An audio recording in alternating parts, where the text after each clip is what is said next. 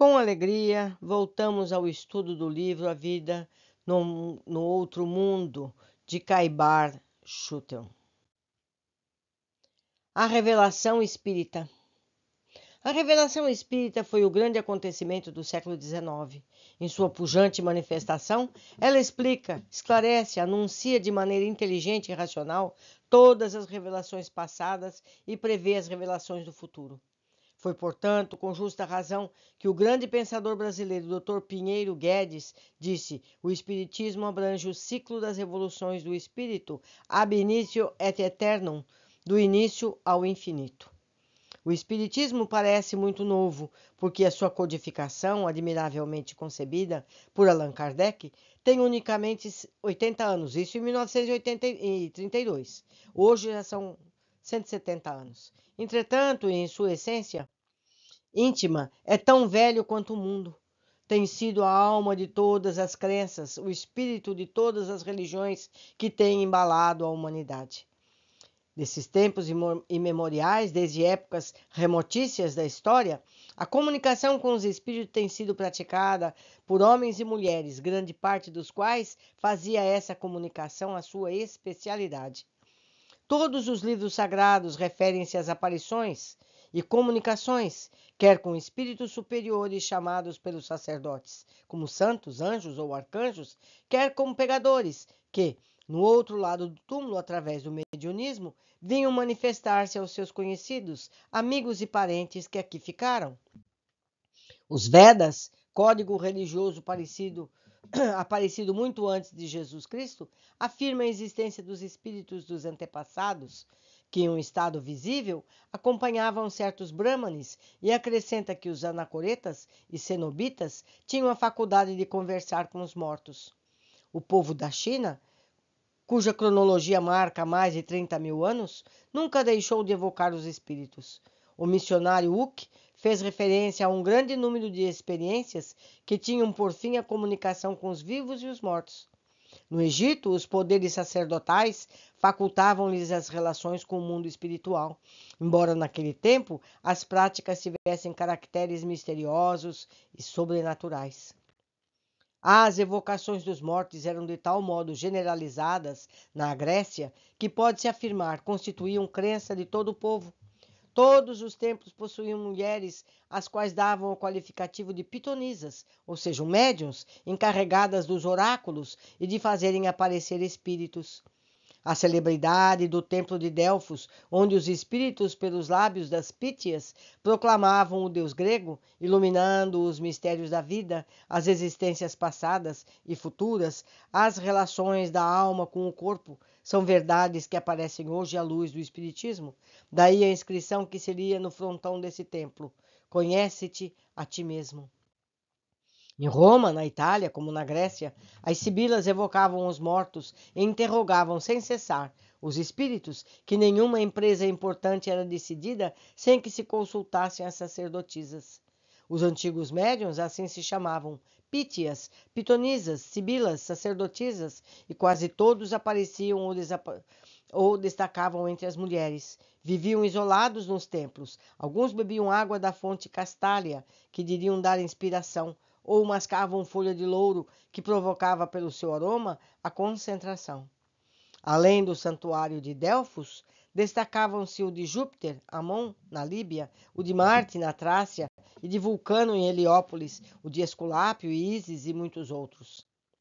A Bíblia salienta os poderes extraordinários dos sacerdotes faraônicos e, através dessas páginas, se desenrolam as cenas espantosas que ocorreram por ocasião da libertação dos israelitas, fenômenos hoje catalogados e explicados racionalmente pelo Espiritismo. Ainda no Velho Testamento, grande repositório de documentos históricos, lemos a narração de fenômenos transcendentes, de previsões, sonhos, revelações, profecias, aparições, comunicações de espíritos, tal como se produzem nos nossos dias. Além do resplendor do Sinai, fato estupendo que só pode ser resolvido pela teoria espírita, além das manifestações que se verificam na vida de José, filho de Jacó, a quem os espíritos se mostravam no seu corpo mágico. todos os profetas maiores e menores, Samuel, Jeremias, Malaquias, Jó, Isaías, Ezequiel, Daniel, mantinham estreitas relações com os espíritos de várias categorias. Esdras, sob o ditado de um espírito, reconstitui a Bíblia que se havia perdido. Sansão, poderoso médium de efeitos físicos, abala as colunas de um edifício onde se efetuava um festim e deita por terra os convivas, entregues às mais detestáveis bacanais. Era tão comum entre os israelitas as comunicações com os mortos, que até os reis não levavam seus exércitos para combater sem consultarem primeiramente os profetas. Achad, rei de Israel, Josafá, rei da Judéia, nenhuma decisão tomavam durante o seu reinado sem a prévia consulta aos espíritos.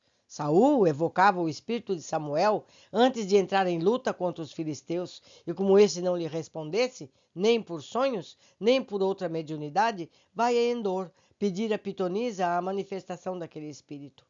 Joel, arrebatado pela visão de uma nova aurora, que começa a iluminar a humanidade, procura a difusão do Espírito sobre toda a carne, sem excetuar mancebos, velhos, filhos e filhas, servos e servas. No Novo Testamento, as manifestações psíquicas começaram com o anúncio do nascimento de Jesus Cristo, pelo aparecimento do anjo Gabriel, e continuaram sucessivamente desde o presépio de Belém até as contínuas aparições do Nazareno post-mortem. Todas as páginas dos evangelhos realçam os admiráveis fenômenos de curas, levitações, transportes, materializações e desmaterializações, aparições que denotam muito bem o plano espírita traçado pelo Mestre durante a sua passagem pelo mundo. A transfiguração no Tabor, com as aparições de Moisés e Elias, e um fato digno de nota e estudo. Os Atos dos Apóstolos, as Epístolas, são livros de grande interesse pelos fenômenos psíquicos neles registrados. Os grandes escritores sagrados, em todas as suas obras, relatam fatos de natureza espírita que vêm em apoio à teoria que propagamos. Santa Teresa era a portentosa médium que vivia em contínuas relações com os espíritos. Após a sua desencarnação, ela desenvolveu 5 médiuns no convento, com quem se comunicava. Santo Agostinho, o padre Manuel Bernardes e outros salientavam fatos dignos de atenção pela insuspensão e seriedade de suas narrações. E seria estultícia negar esses fenômenos só pelo fato de não serem compreendidos. A missão do Espiritismo é justamente reunir, enumerar, catalogar esses fatos dispersos em todo o mundo como provas demonstrativas da imortalidade. Ainda mais, enquadrando esses fenômenos em leis eternas, aplicando-os de acordo com a razão do Espiritismo, os classifica como manifestações da vontade de Deus, sob cujos influxos os homens compreenderão a sua situação na Terra e o futuro que lhes será reservado. A teoria espírita satisfaz a todas as exigências da ciência e da religião. A grande revelação é a evolução lógica da ideia monoteísta proclamada no Sinai como a primeira etapa de um sistema teogônico que se desdobrou através do cristianismo e aparece integralizado no espiritismo. A religião e a ciência não podem cristalizar princípios, tanto uma como outra têm se desdobrado, evoluindo através dos tempos. No plano físico, a matéria radiante de William Crookes, o rádio da Madame Curie, a telegrafia de Branly, de Marconi, lançaram novos fundamentos no campo da ciência positiva. O espiritismo, hoje cientificamente demonstrado e sistematizado, desvenda a história do maravilhoso humano e faz reviver seu passado enraizado nas religiões iniciáticas, cujos fundadores nos dão o valor e o testemunho da constatação da verdade que proclamamos. Vale observar, meus amigos, aqui falo eu, que a reencarnação estava no Evangelho até o concílio de Constantino. Ali a mulher dele mandou tirar, mandou apagar, porque ela não queria reencarnar como escrava. Como se apagando do livro isso fosse possível, não é, meus amigos? Nós não mudamos o sol, mudando a ciência. Por hoje ficamos aqui. Aguardo todos vocês em nosso próximo capítulo.